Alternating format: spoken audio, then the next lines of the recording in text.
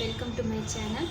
இன்றைக்கி உருளைக்கிழங்கு வச்சு ஒரு டேஸ்ட்டான குழம்பு தான் எப்படி செய்யணும்னு பார்க்குறோம். இதுக்கு பருப்பு வேண்டாம், தேங்காய் வேண்டாம், ரொம்ப சீக்கிரமாகவும் செஞ்சிடலாம், ரொம்ப டேஸ்ட்டாகவும் செஞ்சிடலாம். வாங்க எப்படி செய்யணும்னு பார்க்கலாம்.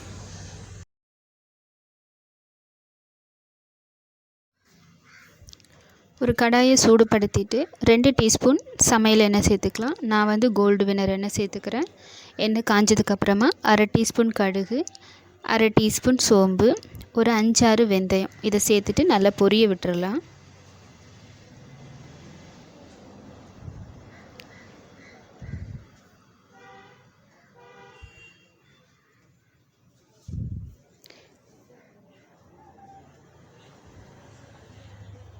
நல்லா பொரிஞ்சதுக்கு அப்புறமா கொஞ்சமாக கருவேப்பிலை, 2 பெரிய வெங்காயம் பொடியாக கட் பண்ணிவிட்டு அதையும் சேர்த்துக்கலாம்.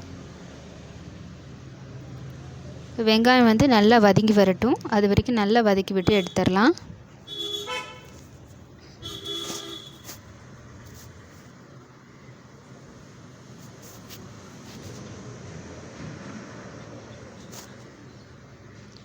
இப்போ வெங்காயம் நல்லா வதங்கிருச்சு. இப்போ 2 பெரிய தக்காளி சேர்த்துருக்கேன். மீடியமான சைஸ் தான்.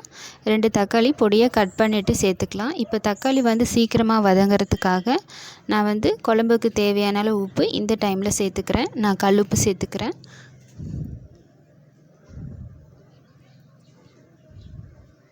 தக்காளி நல்லா வதங்கி நல்லா கரைஞ்சி வரணும், அது வரைக்கும் நல்லா வதக்கி விட்டு எடுத்துடலாம்.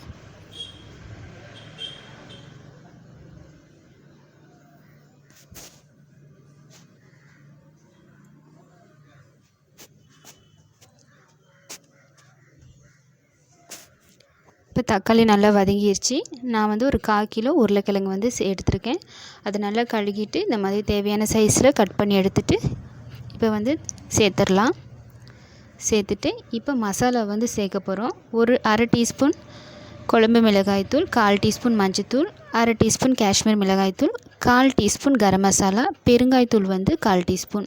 நம்ம பூண்டு எதுவுமே சேர்க்கல, உருளைக்கிழங்கு வாயுன்னு சொல்லுவாங்க, அதனால் 1/4 டீஸ்பூன் பெருங்காய்த்தூள் சேர்த்துக்கோங்க. சேர்த்துட்டு ஒரு 2 நிமிஷம் நல்லா எண்ணெயிலே வதக்கி விட்டுட்டு அதுக்கப்புறமா தேவையான அளவு தண்ணி சேர்த்துக்கலாம்.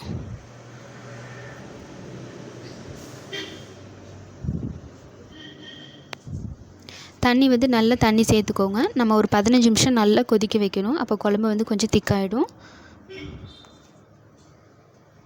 இது கொஞ்சம் தண்ணி மாதிரி தான் இருக்கும். இது நல்லா தண்ணி மாதிரி இருந்தாலும் சாதத்தோடு ஊற்றி சாப்பிடும்போது ரொம்ப ரொம்ப சூப்பராக இருக்கும்.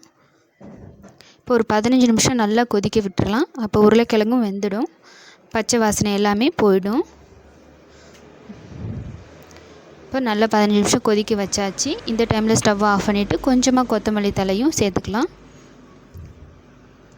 அவ்வளோதான், சுட சுட சாதத்தோடு ஊற்றி சாப்பிட்டு பாருங்கள், ரொம்ப ரொம்ப சூப்பராக இருக்கும்.